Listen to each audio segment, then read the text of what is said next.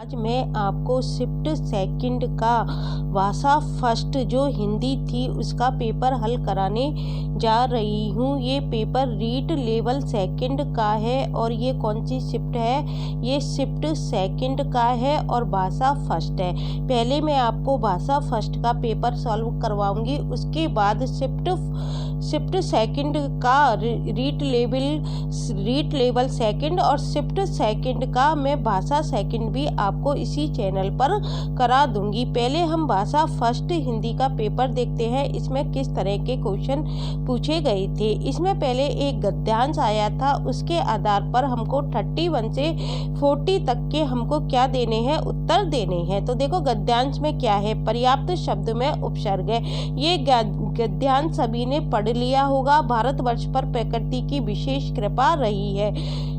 यहाँ पर सभी ऋतुएं क्या होती हैं, समय पर आती हैं और यहाँ पर क्या है, पर्याप्त काल है। तो इसी में से पर्याप्त उठाया है और पूछा है इसमें कौन सा उपसर्ग है। तो देखो पर्याप्त में कौन सा उपसर्ग है, इसका यदि हम विच्छेद करते हैं पर्याप्त का तो क्या बनता है, परि प्लस आप्त बनता है।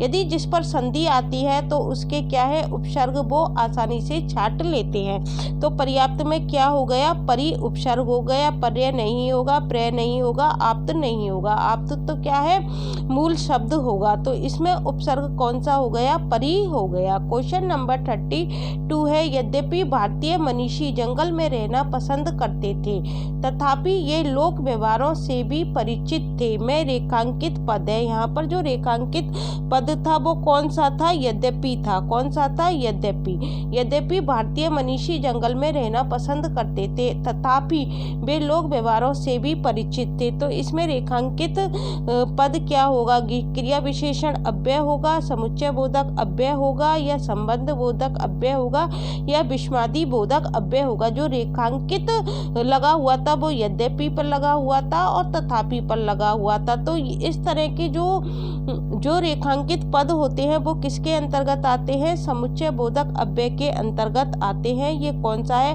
आपको पता है समुच्चय बोधक दो प्रकार के होते हैं, समानाधिकरण और व्यधिकरण। तो ये किस में आएगा, ये व्यधिकरण में आएगा और व्यधिकरण के अंतर्गत भी ये किस में है, संकेत वाचक के अंतर्गत है। क्वेश्चन नंबर 31 देखो क्या है, किस विकल्प में इक प्रत्यय का प्रयोग नहीं हुआ है। क्या पूछा है, नहीं हुआ है। तो देखो किस में नहीं हुआ है, सटीक में नहीं हुआ है, रसिक में तो देखो है, रस प्लस इक हो जाएगा इसका, तो क्या हो गया, इक प्रत्यय हो गया। धार्मिक में क्या हो जाएगा, धर्म प्लस इक हो जाएगा, तो क्या हो जाएगा, धार्मिक हो जाएगा। वर्णिक में क्या हो जाएगा, वर्ण प्लस इक हो जाएगा, तो ये क्या बन जाएगा, वर्णिक। लेकिन ये सटीक खुद ही मूल शब्द है तो इसमें क्या है, इक प्रत्यय का प्रयोग नहीं हुआ है। क्वेश्चन नंबर 34 है, यह भूमि शस्य श्यामला हो जाती है।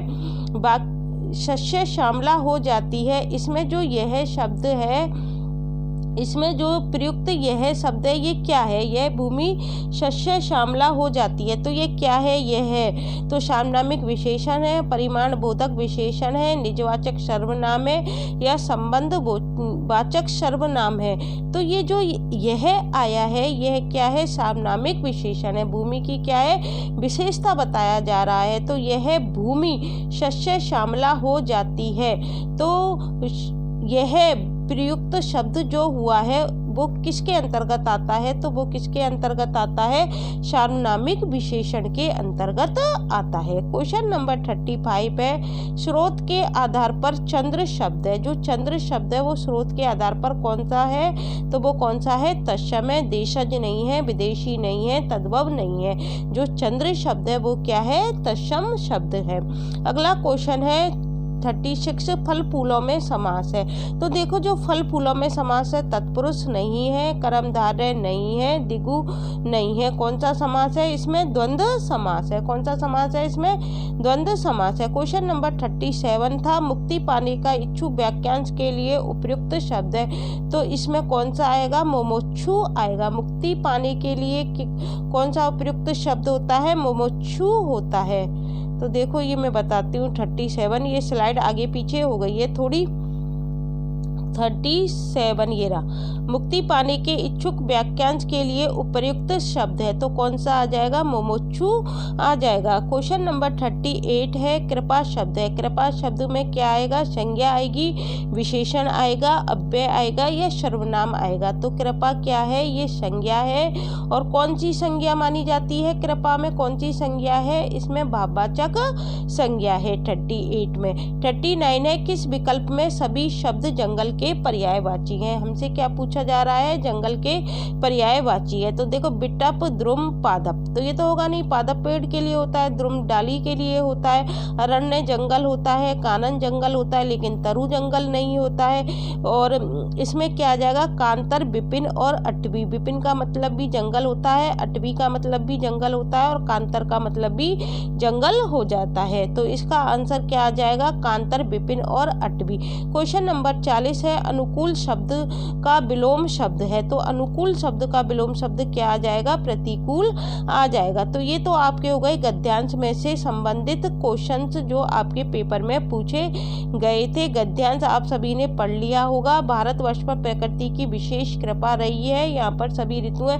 समय पर आती हैं और पर्याप्त काल है। ऋतुएं अपने अनुकूल फल फूलों का सर्जन करती है। अनुकूल का विलोम पूछ लिया था।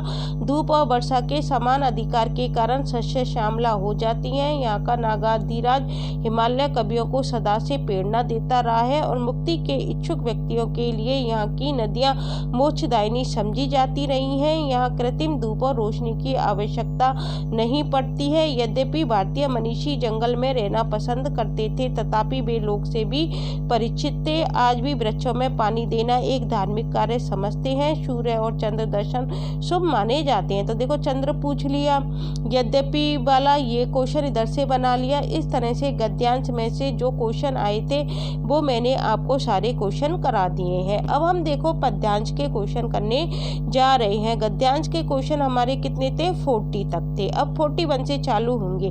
तो देखो इस अगला गद्यांश पढ़ते हैं। इसमें 41 से लेकर 46 तक के हमको क्या देने हैं? उत्तर देने हैं। उपभोक्तावादी संस्कृति सामंती संस्कृति का रूप नहीं है बल्कि यह उपभोग के साधनों की प्रचुरता का प्रमाण। यह साधन बड़े बड़े पूंजीपतियों को उपलब्ध होते थे क्योंकि लोगों का मानना था कि कर्म सगले बाजे में विश्वास नहीं रखते थे। आज आम आदमी को भी सभी सुविधाएं मिलने लगी हैं लेकिन पहले नहीं मिलती थी। पहले कौन सी संस्कृति आ भी थी? उपभोक्तावादी संस्कृति। पहले सामंती लोग ही और हवाई जहाज की यात्रा का आनंद ले पाते थे पर अब मध्यम व्यक्ति भी इन सब का सुख ले रहा है। यह सामंती संस्कृति का विकसित रूप नहीं है बल्कि जन जन की समृद्धि का प्रतीक है। इस गद्यांश में से अब हमको क्या बताने हैं? आंसर बताने हैं। अब देखो इसमें क्या पूछा जा रहा है? निम्नलिखित में से कौन सा शब्द गद्यांश में पुल्लिंग रूप में क्या हुआ है? प्रयुक्त हुआ है। तो कौन सा है? देखो समृद्धि, सुविधाएं, यात्रा या पूंजीपतियों। तो ये जो पूंजीपतियों शब्द है ये क्या है? पुल्लिंग रूप में प्रयुक्त हुआ है। क्वेश्चन नंबर 42 है निम्नलिखित में से किस शब्द का प्रयोग सदैव बहुवचन के रूप में होता है? आनंद का, लोक का, बाजा का, प्रतीक का। आपको पता है लोग जा रहे हैं तो लोग क्या है? बहुवचन के रूप में प्रयुक्त हुआ है। क्वेश्चन नंबर 43 है उपभोक्तावादी संस्कृति सामंती संस्कृति का रूप नहीं है। उपयुक्त वाक्य में कौन सा काल है? उपभोक्तावादी संस्कृति उपभोक्तावादी संस्कृति सामंती संस्कृति का रूप नहीं है आ गया तो कौन सा हो गया? ये सामान्य वर्तमान काल हो गया। संदिग्ध भूतकाल नहीं है, सामान्य भूतकाल नहीं है और भविष्यत काल भी नहीं है। क्वेश्चन नंबर 44 है देखो गद्यांश में प्रयुक्त राजस्थानी शब्द सगले का अर्थ है। सगले का अर्थ क्या हो जाएगा? सवस्त्र हो जाएगा। क्या हो जाएगा? सवस्त्र हो जाएगा। क्वेश्चन नंबर 45 है प्रमाण शब्द का उपयुक्त अर्थ है। प्रमाण क्या होता है? सबूत देना होता है। प्रमाण का क्या हो जाएगा? सबूत देना हो जाएगा। संस्कृति शब्द का बहुवचन रूप होगा। संस्कृति का क्या हो जाएगा? बहुवचन संस्कृतियां हो जाएगा। अब क्वेश्चन नंबर देखो 47। क्वेश्चन नंबर 47 क्वेश्चन नंबर 47 में देखो क्या पूछा गया है। क्वेश्चन नंबर 47 क्वेश्चन नंबर 47 47 ये रहा। सह संबंध विधि का विकास किस मूल अवधारणा पर हुआ है? क्या पूछा गया है? सह संबंध विधि का विकास किस मूल अवधारणा पर हुआ है? संपूर्ण ज्ञान पूर्ण इकाई है, सीखने सिखाने की क्रिया एक गोल है, मातृभाषा को बच्चे स्वाभाविक रूप में सीखते हैं, या अनुकरण विधि का सिद्धांत? सह संबंध विधि होती है वो किस मूल अवधारणा पर टिकी होती है? संपूर्ण ज्ञान क्या होता है? पूर्ण इकाई होता है। क्वेश्चन नंबर 48 है, हिंदी भाषा शिक्षण में वर्ण एवं शब्दों का शुद्ध उच्चारण और शब्दों की शुद्ध वर्तनी की शिक्षा किस आयु वर्ग के बच्चों को दी जाती है? शब्दों की शुद्ध वर्तनी की पूछा गया है, इसलिए आयु क्या हो जाएगी? 6 से 9 वर्ष हो जाएगी। क्या हो जाएगी? 6 से 9 वर्ष हो जाएगी। क्वेश्चन नंबर 49 है, परीक्षाओं के स्वरूप के आधार पर परीक्षाएं कितने प्रकार की होती हैं? 1, 2, 3 या 4? इसके ऑप्शन है 1, 2, 3 और 4। परीक्षाएं कितने प्रकार की होती हैं? 3 प्रकार की होती हैं स्वरूप के आधार पर। क्वेश्चन नंबर 50 है, व्यष्टि शिक्षण, ये व्यष्टि है। क्वेश्चन नंबर 6 है, व्यष्टि शिक्षण और सामूहिक शिक्षण में समन्वय करने और भाषा सीखने में बच्चों की क्रियाशीलता बढ़ाने का सफल प्रयास क्या होता है? भाषा प्रयोगशाला है, अभिक्रमित अनुदेशन है, कंप्यूटर द्वारा अनुदेशन है, या डाल्टन प्रणाली है? तो इसका क्या आ जाएगा? आपका भाषा प्रयोगशाला आ जाएगा। क्वेश्चन नंबर 51 है, किन वाक्यों में एक मुख्य उपवाक्य तथा एक या एक से अधिक आश्रित उपवाक्य होते हैं? उनको क्या कहते हैं? जिनमें एक तो क्या होता है? मुख्य उपवाक्य होता है, एक या एक से अधिक आश्रित उपवाक्य होते हैं, उन्हें देखो सरल वाक्य नहीं कहते, संयुक्त वाक्य नहीं कहते, उन्हें क्या कहते हैं? मिश्र वाक्य।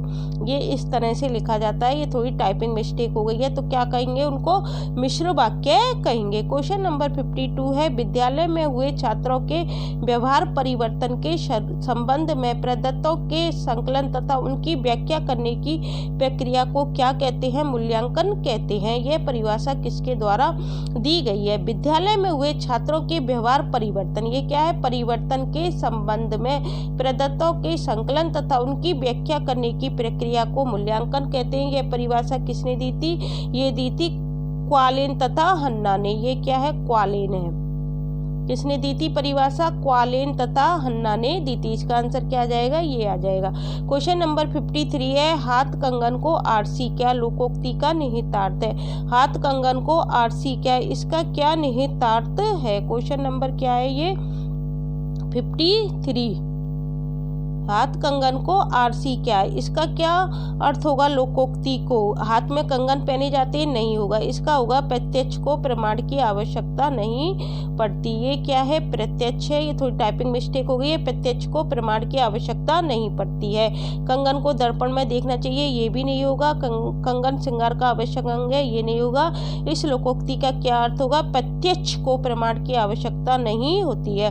क्वेश्चन नंबर 54 है, व्याकरण शिक्षण की जो विधि है वो कौन कौन सी होती हैं? व्याकरण शिक्षण की विधि है। क्वेश्चन नंबर 54 है।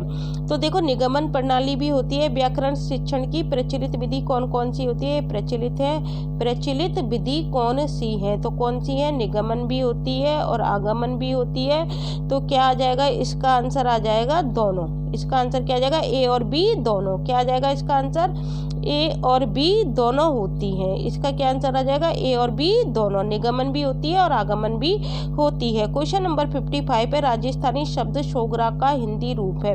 तो राजस्थानी शब्द जो सोगरा है उसका हिंदी रूप क्या होता है? बाजरे की रोटी। क्या होता है? मक्के की रोटी भी हो सकती है, क्योंकि इसका वैसे ज़्यादातर इसका जो सही माना जाएगा वो क्या माना जाएगा? बाजरे की रोटी। है थोड़ी टाइपिंग मिस्टेक हो गई है। क्या है सोगरा का हिंदी रूप? बाजरे की रोटी। क्वेश्चन नंबर 56 है, इंद्रियों के प्रयोग के आधार पर, ये श्रव्य है, इंद्रियों के प्रयोग के आधार पर श्रव्य दृश्य सामग्री को मोटे तौर पर किन भागों में विभक्त किया जा सकता है? मतलब कितने भागों में विभक्त कर सकते हैं इंद्रियों के प्रयोग पर?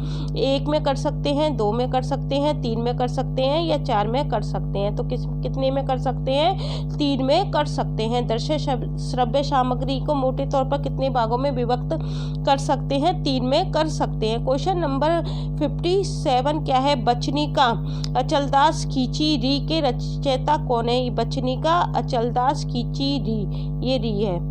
बचनिका चलदास खिचड़ी के रचयिता कौन है? मीराबाई नहीं है, चंद्रवरदाई नहीं है, कौन है? शिवदास गार्डन। पृथ्वीराज राठौड़ नहीं है, पृथ्वीराज राठौड़ की कृति का क्या नाम है? पृथ्वीराज राठौड़ किसने लिखी थी? जयानक ने लिखी थी। चंद्रवरदाई किसने लिखी थी? पृथ्वीराज रासो ने लिखी थी। बचनिका चलदास खिचड़ी किसने लिखी थी? शिवदास गार्डन ने लिखी थी। क्वेश्चन नंबर 58 है, परीक्षाओं के वर्गीकरण के मुख्य आधार कौन कौन से हैं? परीक्षाओं का स्वरूप है और परीक्षाओं का प्रकार है। ये थोड़ी टाइपिंग मिस्टेक हो गई है। परीक्षाओं का स्वरूप था और बी ऑप्शन में है परीक्षाओं के प्रकार। बी ऑप्शन में क्या था? परीक्षाओं के प्रकार। तो इसका आंसर जो आएगा वो कौन सा आ जाएगा? ये दोनों ही हैं, परीक्षाओं का स्वरूप भी है और परीक्षाओं के प्रकार भी हैं। तो इसका आंसर क्या आ जाएगा? ए और बी दोनों। परीक्षाओं के वर्गीकरण के प्रमुख आधार कौन कौन से? परीक्षाओं का स्वरूप और बी में क्या था? परीक्षाओं के प्रकार। परीक्षाओं के प्रकार। तो इसका आंसर क्या आ जाएगा? ए और बी दोनों आ जाएगा। क्वेश्चन नंबर 59 है, वास्तविकता का ज्ञान होना अर्थ को प्रकट करने वाला उपर्युक्त मुहावरा है। तो इसका क्या आंसर होगा? आंखें खुलना, आंखें बंद करना, आंख का लगना या आंख का त्याग। तो क्या होगा? वास्तविकता का ज्ञान होना मतलब आंखें खुल गई, हमको वास्तविकता का ज्ञान हो गया। इसका क्या होगा? आंखें खुलना होगा। क्वेश्चन नंबर 60 है, बच्चे के सीखने संबंधी कठिनाइयों का पता लगाने की क्रिया को क्या कहते हैं? उपचारात्मक शिक्षण कहते हैं, शैक्षणिक निदान कहते हैं, क्रियात्मक अनुसंधान कहते हैं या भाषा शिक्षण कहते हैं। बच्चे के सीखने संबंधी कठिनाइयों का पता लगाने की क्रिया को हम क्या कहते हैं? शैक्षणिक निदान कहते हैं। क्या कहते हैं? शैक्षणिक निदान कहते हैं। मैंने आपको 31 से लेकर 60 क्वेश्चन पूरे हल करा दिए हैं। आशा करती हूँ आपको समझ में आ गए होंगे। यदि आपको ये वीडियो अच्छी लगती है तो इसे अन्य छात्रों के लिए शेयर करना मत भूलना। Thank you guys.